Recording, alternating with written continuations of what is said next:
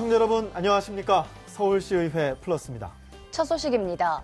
30년 만에 지방자치법 개정을 앞두고 있는 가운데 정부가 전국을 돌며 지역의 목소리를 들었습니다. 네, 신원철 서울시의장은 국가와 국민 못지않게 지역과 시민이 중요시되는 로컬 시대라며 진정한 지방 분권이 실현돼야 한다고 강조했습니다.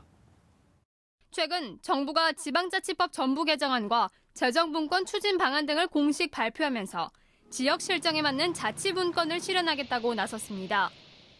대통령 소속 자치분권위원회는 전국을 돌며 자치단체 의견을 듣고 올해 안에 전면 개정안을 국회에 제출한다는 계획입니다.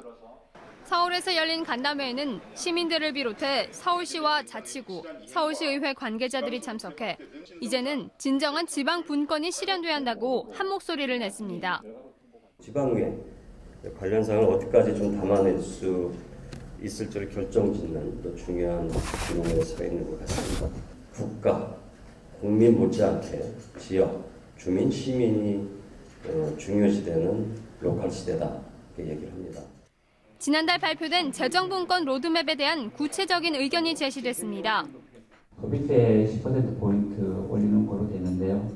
현재 지금은 국회에 제출된 법안을 보면 로드맵 계획대로 19년도에 4%하고 20년도에 이제 6%포인트 인상하는 걸로 되어 있는데 2년 한꺼번에 10%를 좀 조정하려고 시도했으나 일단은 약속된 대로 19년도에 4%하고 20년도에 6% 이렇게 인상하는 걸로. 국세와 지방세 비율에 대해 아쉽다는 목소리도 있었습니다. 76대 24에서 74대 26으로 가고 장기적으로 7대 3으로 가겠다라고 안이 나왔습니다. 이제 상당히 후퇴됐다라고밖에 보이지 않는데요. 이에 행정안전부는 현 정부 내에서 지방세 비율을 늘리려는 명확한 계획이 있지만 단계별로 추진하기 위한 2년간의 계획일 뿐이라고 밝혔습니다. 한편 대통령 소속 자치분권위원회는 시도별로 제출한 건의안을 검토해 연도별로 세부 이행 정책을 마련한다는 계획입니다. TBS 류밀희입니다. 3일간의 제284회 서울시의회 정례회 시정질문이 마무리됐습니다. 시정질문 마지막 날엔 용산 재개발 촉구 등 각종 도시교통 현안들이 언급됐습니다. 시정질문 마지막 날, 의원들은 저마다 각 지역의 고질적인 도시교통 문제에 대한 요구를 쏟아냈습니다. 이날 가장 집중된 현안은 각 지역의 도시개발 촉구. 노식래 의원은 주택시장 과열로 보류됐던 용산 마스터플랜에 대한 재가동 발표를 촉구했지만 박원순 서울시장은 아직 이르다며 선을 그었습니다. 용산 재개발을 발표하기엔 주택시장이 여전히 불안하다는 평가입니다.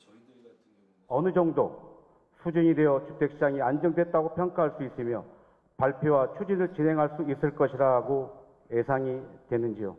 부동산 시장이 충분히 안정됐다 이렇게 아직 보기에는 조금 이른 것 같습니다.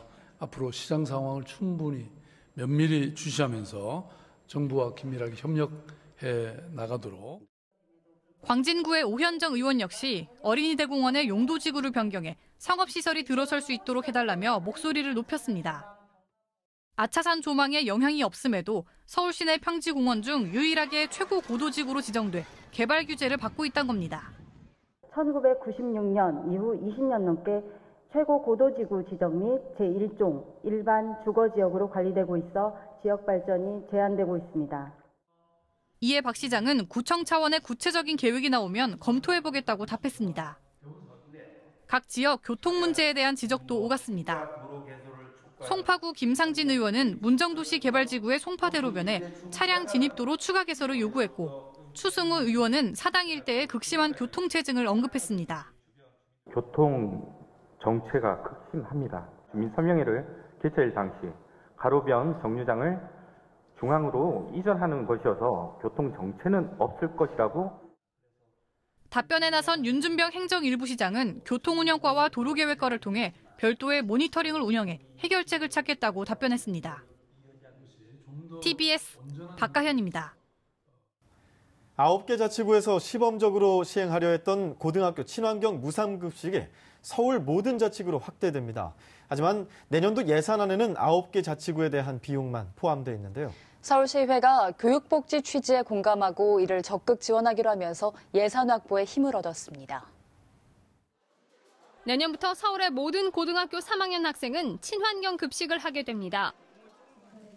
서울시가 지난달 9개 자치구와 고교 친환경 학교급식 시범사업 계획을 발표한 이후 나머지 자치구도 동참을 약속했습니다. 지난 10월 29일 우리 조희연 교육감님과 9개 구청장님 그리고 함께 고등학교를 포함한 의무교육 기관 친환경 학교급식 시범사업을 발표했습니다. 그때는 시범사업이 모든 자치구로 확산되기까지는 약 한 1년 정도는 걸리지 않을까. 서울시 전체 320개 고등학교 3학년 84,700명이 해당됩니다. 하지만 예산 확보가 문제입니다. 시와 교육청에선 500억여 원을 추가로 부담해야 하는데 내년도 예산안에는 9개 자치구에 대한 비용만 포함됐기 때문입니다. 각 자치구도 예산이 걱정입니다. 자치구 예산이 그리 녹록지만은 않을 것입니다. 그럼에도 우리는 고교 친환경 학교 급식 전면 확대 시행에 25개 자치구 모두가 동참을 하기로 약속을 했습니다. 하지만 시의회가 교육복지 취지에 공감하고 이를 적극 지원하기로 하면서 예산 확보에 힘을 얻었습니다.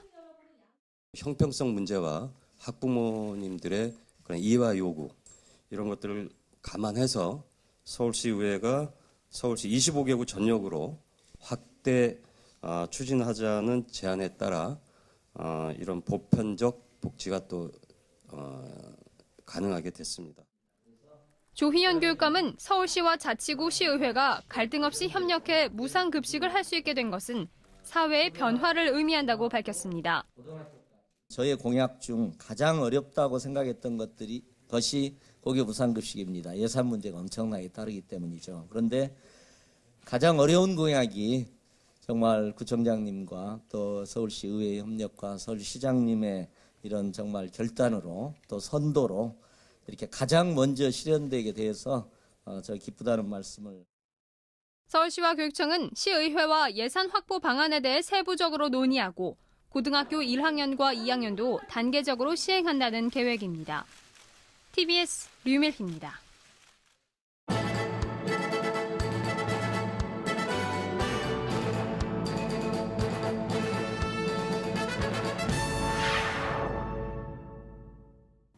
정부는 지난 21일 한일 위안부 합의로 설치된 화해치유재단의 해산을 추진하고 법적 절차를 밟을 예정이라고 밝혔습니다. 서울시의회 더불어민주당은 이 같은 정부의 결정에 환영의 뜻을 표하며 화해치유재단의 일본 측 출연금 10억 엔을 반환하고 한일 양국 정부가 재협상을 추진할 것을 촉구했습니다. 서울시의회는 지난해 2월 화해치유재단의 피해자 위로금 수령 강요와 일본 정부의 위안부 소녀상 철거 요구 등에 반대하며 서울시의회 화해치유재단 해산 및 12.28 한일 위안부 합의 재협상 촉구 결의안을 발의해 통과시킨 바 있습니다. 서울시의회가 사립유치원 관련 3법의 조속한 국회 통과를 촉구했습니다. 서울시의회 교육위원회 위원들은 오늘 시의회에서 기자회견을 열고 사립유치원이 유아교육기관으로서 공적 책임을 다할 수 있도록 국회는 관련 3법을 조속히 통과시키라고 주장했습니다.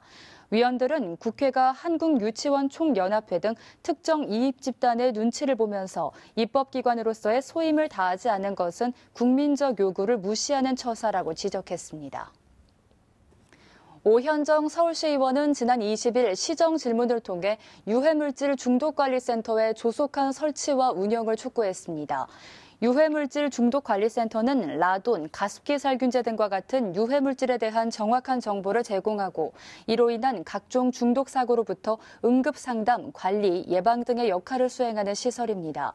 오 의원은 일상생활에서 사용하는 화학물질에 대해 시민들이 정확한 정보와 위험성 등을 확실히 알고 있어야 한다며 시민들의 눈높이에 맞춘 정보 제공이 필요하다고 강조했습니다. 이호대 서울시의원이 대표 발의한 서울특별시 지하안전관리에 관한 조례안이 제284회 정례회 도시안전건설위원회에서 통과됐습니다. 조례안에는 서울시 지하안전관리 실태조사와 기본계획 수립의 의무화, 지하안전위원회의 설치 운영 등의 내용이 담겼습니다. 이 의원은 최근 빈번하게 일어나고 있는 싱크홀 현상과 지하 공간 개발로 인한 위험 요소들을 사전에 예방하고 이를 통해 주민들의 안전한 생활환경 제공을 목적으로 한다며 조례 제안 이유를 밝혔습니다.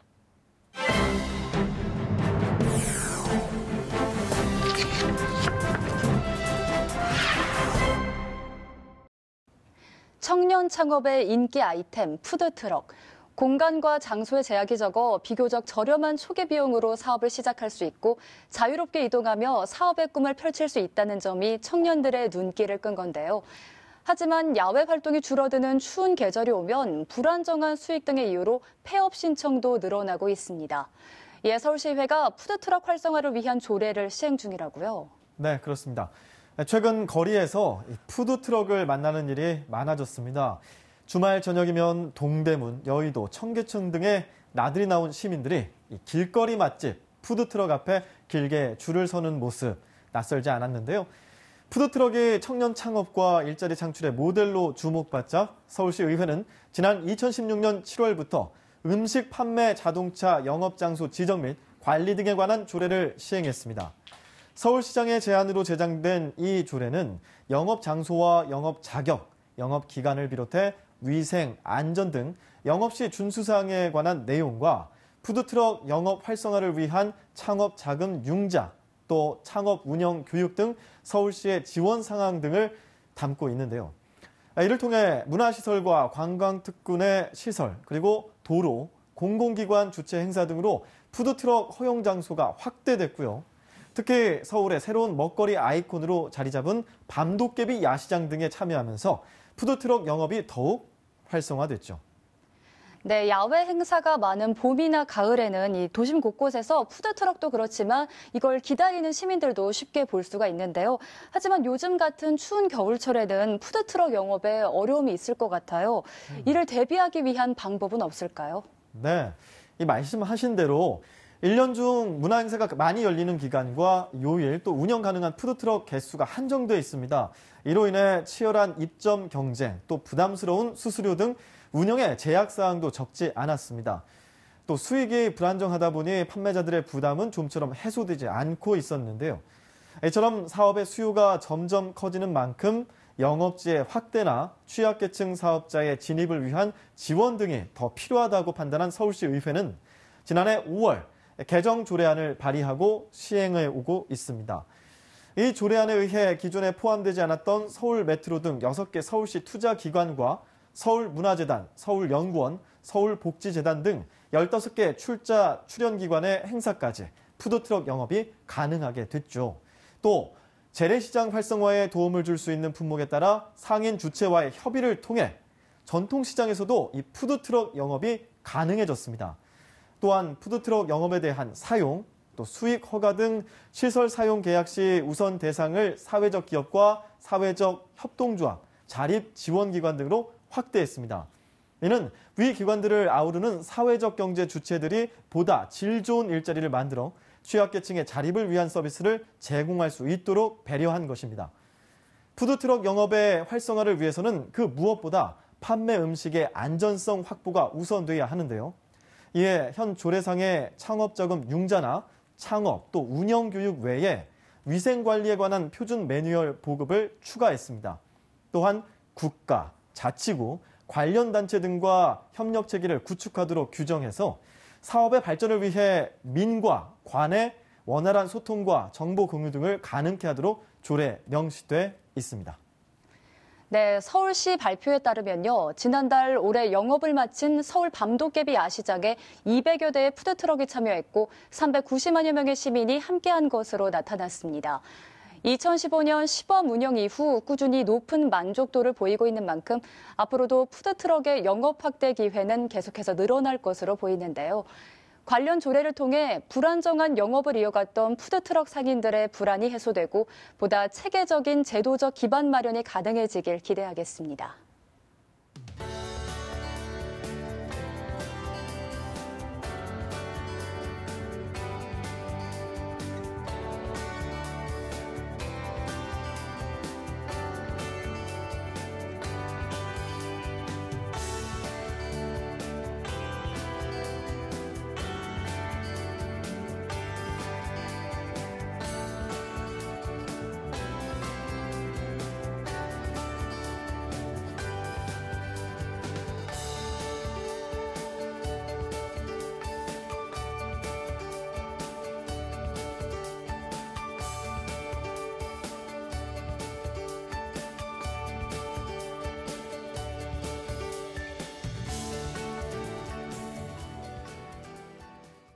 서울시의회 플러스 오늘 준비한 소식은 여기까지입니다. 다음 주는 저희 TBS가 가을 개편으로 새 단장을 하는데요. 서울시의회 플러스도 새로운 모습으로 더 알찬 소식 가지고 찾아뵙겠습니다. 함께해 주신 여러분 고맙습니다.